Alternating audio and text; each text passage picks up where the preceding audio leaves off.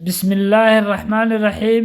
الحمد لله رب العالمين، والصلاة والسلام على أشرف المرسلين سيدنا مولانا محمد صلى الله عليه وسلم.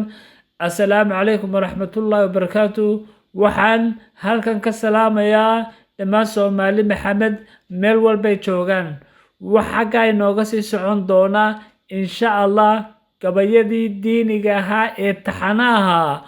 waxa gabayga maanta la yiraahdaa duruufi inama hayso, wuxuuna ka hadlayaa maxaa sidan ina baday dhibta iyo dagaalada. wuxuuna ku bilaabmayaa insha Allah sidan: duruufi inaguma hayso dalkeena doorkan maante, inaga dadaalkii loo baahnaa dayacnay doorkan maante. daranyo iyo ceeb maaha danyariye, laakiin danteenoon garan weyno waa doqonnimo weyne.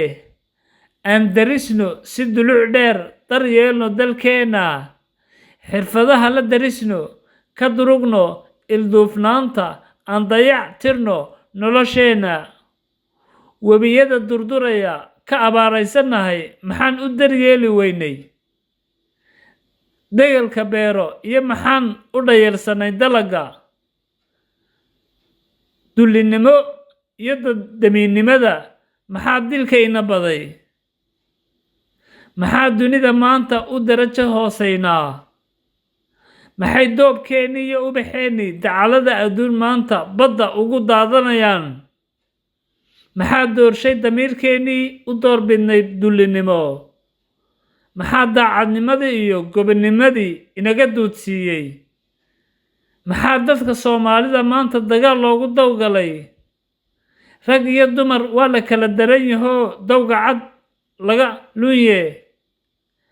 aan ku dedejiye jawaab soo diyaarsha looga daahbaxo dhibta.